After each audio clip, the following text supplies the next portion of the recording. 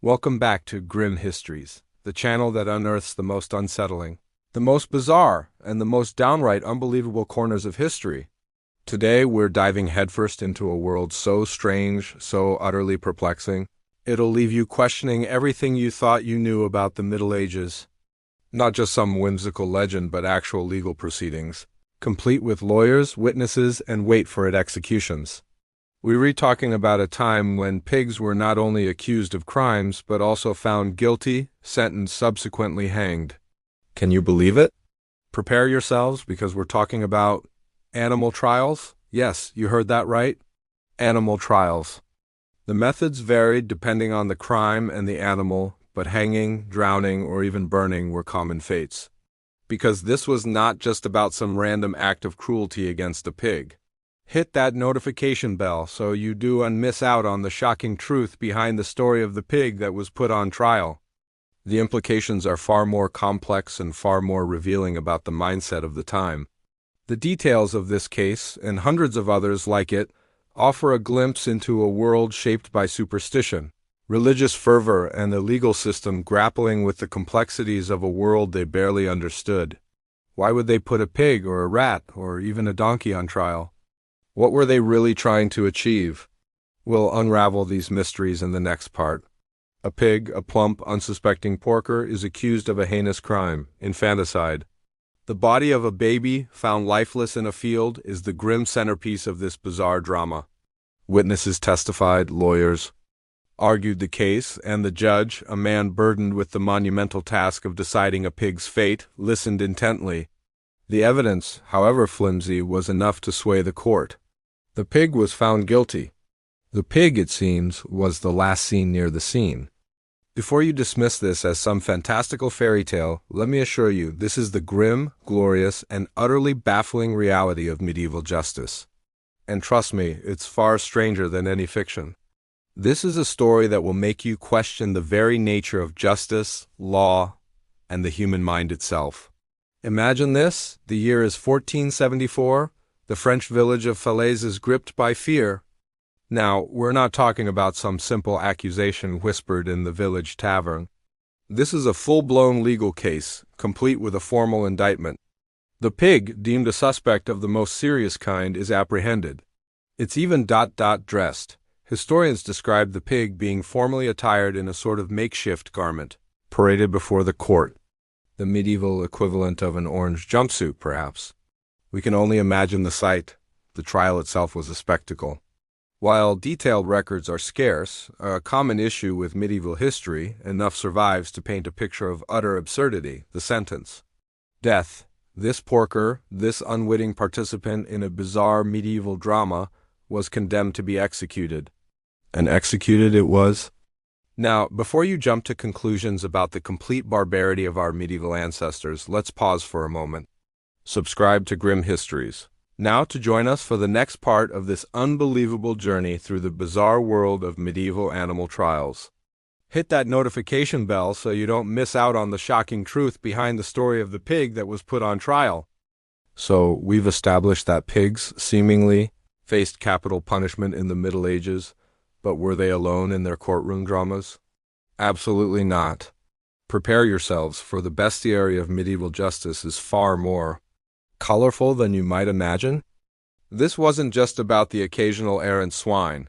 We're talking a full-blown legal system, albeit a bizarre one, extending its reach to the entire animal kingdom. Imagine, if you will, a courtroom not the polished mahogany and hushed whispers of today, but a muddy field, perhaps, or the shadowed interior of a village church. The defendant? Not a human, but a field mouse, accused of destroying crops. We're not just talking about the larger animals. Insects, birds, even inanimate objects were sometimes put on trial. This wasn't simply a matter of practical justice. It was a reflection of the deeply ingrained belief in a world teeming with spiritual forces. Next time, we'll delve deeper into the why behind these strange proceedings. A world where the boundaries between the human and the natural world were far more permeable than they are today.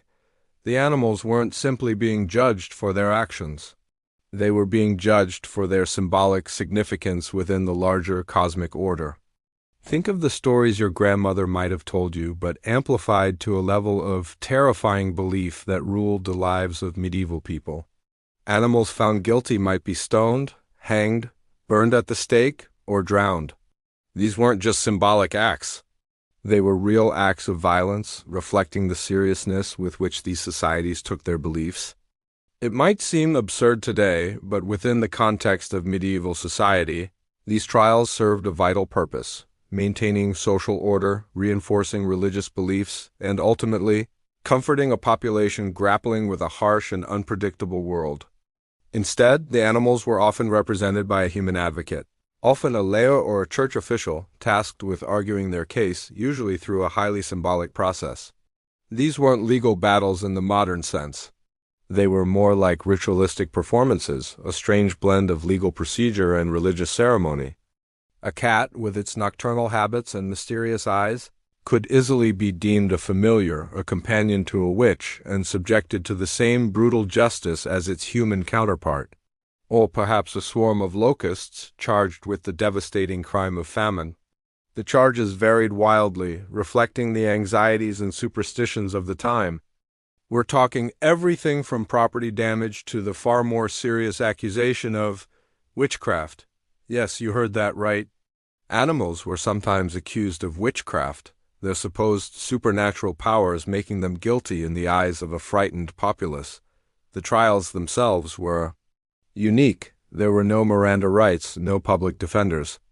One might find a snail facing charges of theft, its slow pace somehow deemed proof of its guilt.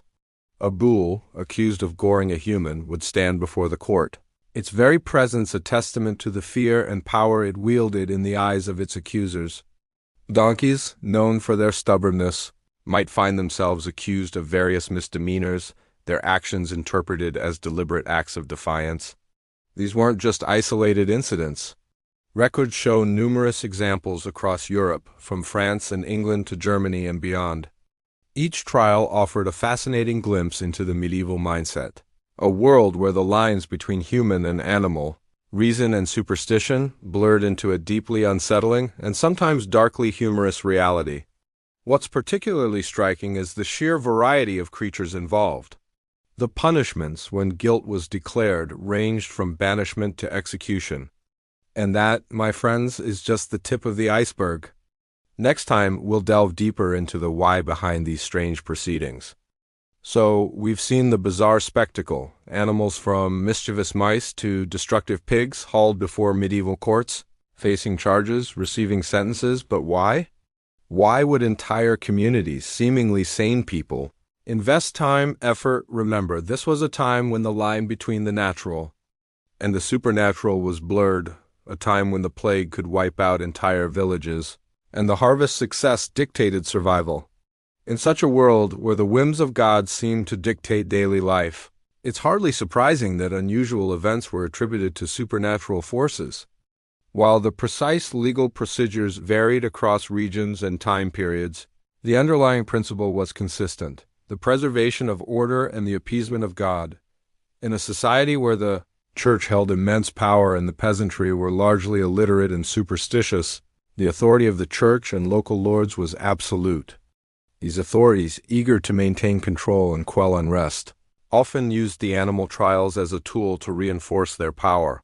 By publicly prosecuting and punishing an animal, they reaffirmed their dominion over their subjects and their perceived ability to control even the forces of nature. The animal trial became a way to address the disruption to the established social order, a disruption that was often attributed to supernatural causes. The animal, often adorned in symbolic clothing, paraded before the court. Witnesses testified, some likely exaggerating or fabricating details to gain favor with the authorities. The judge, often a local official or even a priest, delivered a verdict, and the sentence, ranging from banishment to execution, was carried out. It was a bizarre blend of legal procedure and religious ritual, a public spectacle designed to reinforce social order and appease divine justice. And perhaps a touch of dark medieval humor. After all, what's more absurd than putting a pig on trial for murder and resources into prosecuting animals? Was it simply a collective case of medieval madness? Not quite. The entire community is implicated, possibly under a divine curse. The trial of the animal, therefore, wasn't just about punishing the creature.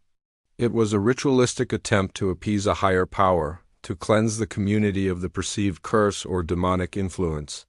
The answer, like so many things in the Middle Ages, is far more nuanced, a complex tapestry woven from threads of religion, superstition, and the very structure of feudal society. Forget our modern understanding of justice.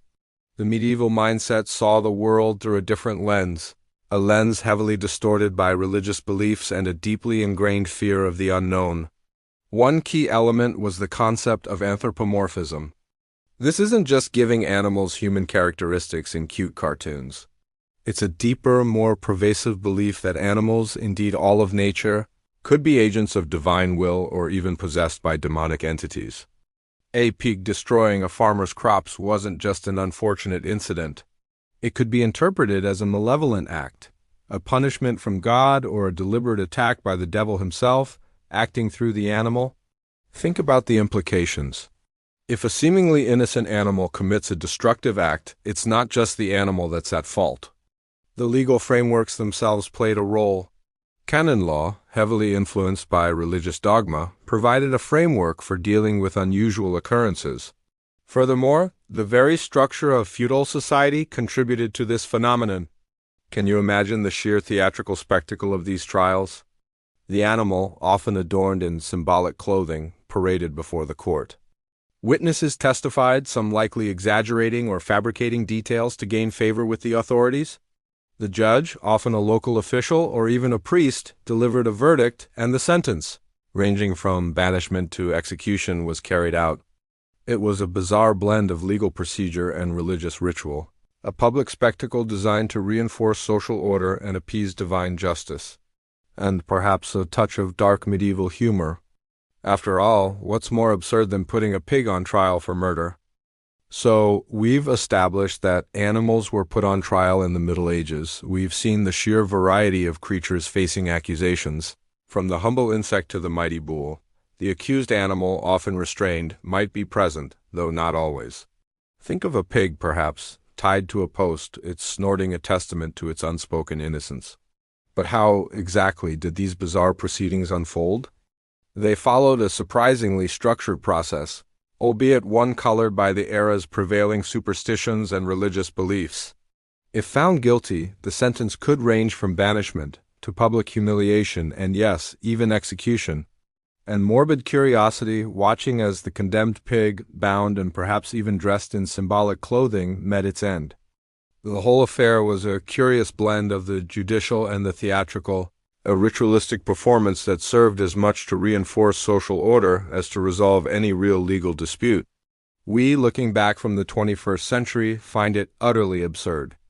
Yet to those who lived through it, these trials held a very real and weighty significance, reflecting their worldview and their relationship with the natural world. We've already glimpsed those grim executions, haven't we? The hanging, the burning, the drowning. They, too, often faced consequences, even if they were not directly involved in the crime. A farmer whose pig was found guilty might face fines, punishments, or even excommunication, depending on the severity of the offense and the prevailing religious climate. The consequences weren't confined to the accused animal. They rippled outwards, affecting the entire community. Methods varied depending on the perceived severity of the crime and the local customs. But within its absurdity lies a fascinating glimpse into the medieval mind, its blend of superstition, pragmatism, and the ever-present shadow of religious authority. Often, the execution itself was a public spectacle, a grim reminder of the power of the law, even when applied to the animal kingdom. First, there was the appointment of a legal representative for the accused. Now, this wasn't some high-powered lawyer in a wig and gown, mind you. More likely, a local official, or even someone assigned by the court, would take on the role of the animal's defender. Their job? To present a convincing defense, even if their client couldn't exactly articulate their side of the story. Let's delve into the surprisingly formal and often absurd mechanics of a medieval animal trial. Forget the courtroom dramas of today. Imagine instead a scene unfolding in a village square, perhaps outside a church or in front of the local lord's manor. If a pig was accused of murder, perhaps a witness would attest to seeing it mauling the victim. For property damage, the physical evidence might be the obvious: a field trampled or a garden ravaged. But often the evidence was far more intangible. The evil eye, strange omens, or even the animal's demeanor could be cited as proof of guilt. The proceedings weren't entirely chaotic, however. Then came the witnesses. Think of the gossip-filled village square amplifying its volume tenfold. Farmers, neighbors, even children would testify to the alleged crime, offering their accounts of the animal's misdeeds. Their testimony, however, wasn't subject to the same scrutiny as in modern courts. Remember, this was a time of widespread superstition. A farmer claiming his goat had cursed at his crops might not have been met with skepticism, but rather with solemn consideration. The very air itself seemed charged with the weight of divine judgment. And what constituted evidence? Well, that depended heavily on the specific charge. Then came the climax, the verdict. And here's where it gets truly bizarre. Imagine the scene: the assembled villagers, their faces etched with a mixture of fear, but let's not forget the legal ramifications for the accused animal's owners. The court of the absurd indeed. But within its absurdity lies a fascinating glimpse into the medieval mind, its blend of superstition, pragmatism, and the ever-present shadow of religious authority. So, we've journeyed through the bizarre world of medieval animal trials, witnessed pigs in court, insects facing execution, and even a donkey accused of murder. But what does it all mean? Was it simply a medieval manifestation of mass hysteria? A bizarre form of entertainment for a largely illiterate populace? When that balance was disrupted by a plague of locusts, a crop failure attributed to demonic influence, or even a seemingly inexplicable death, it was natural to seek a scapegoat. And who better to bear the burden of collective guilt than a creature incapable of defending itself? The animal trial, in a twisted way, became a ritualistic cleansing, a symbolic act of restoring order to a chaotic world. The execution of an animal, often a valuable asset, could have severe economic repercussions for a community. The symbolic weight of these events reinforced social hierarchies and reinforced existing power structures.